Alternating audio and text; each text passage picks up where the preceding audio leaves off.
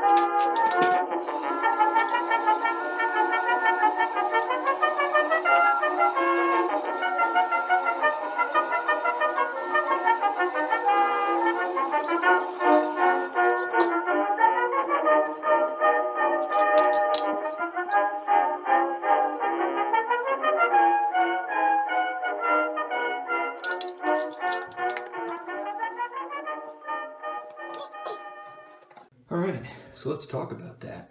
Um, I think this was the best shave that I've gotten with the Von der Hagen yet. It was really good. It's a little bit on the dry side still, but like I said, not as bad as when I was using a different municipality's water in the next city over. So the Von der Hagen was really great. It provided a lot of protection. You can see that I shave and then I go back over the bare spots again, and it was leaving enough of a film or a slime, whatever you want to call it, for it to do that without giving me any razor burn. So as far as protection goes, it was pretty protective. Not as much as I would say my Williams has been in the past, but still really good, a very effective shave. As far as the longevity of the lather, it stuck around as long as I needed it to. I think you guys saw when I was done doing my lather, I squeezed a little bit out of the brush and I put a little bit of extra on my chin. Sometimes that's an area where I'll leave it till the end or whatever and it gets a little bit more dry. I didn't have that problem. I don't think I really needed to do that. I could have just stopped with the painting motions. So the longevity of the lather is very effective.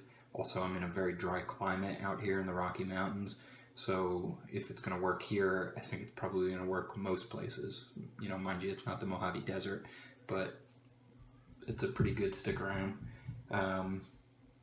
Also, the scent, well, the Badger brush is new, so it stinks. If you've ever used a new Badger brush before, it smells exactly like a wet Badger, and I only know that because I've used shaving brushes before.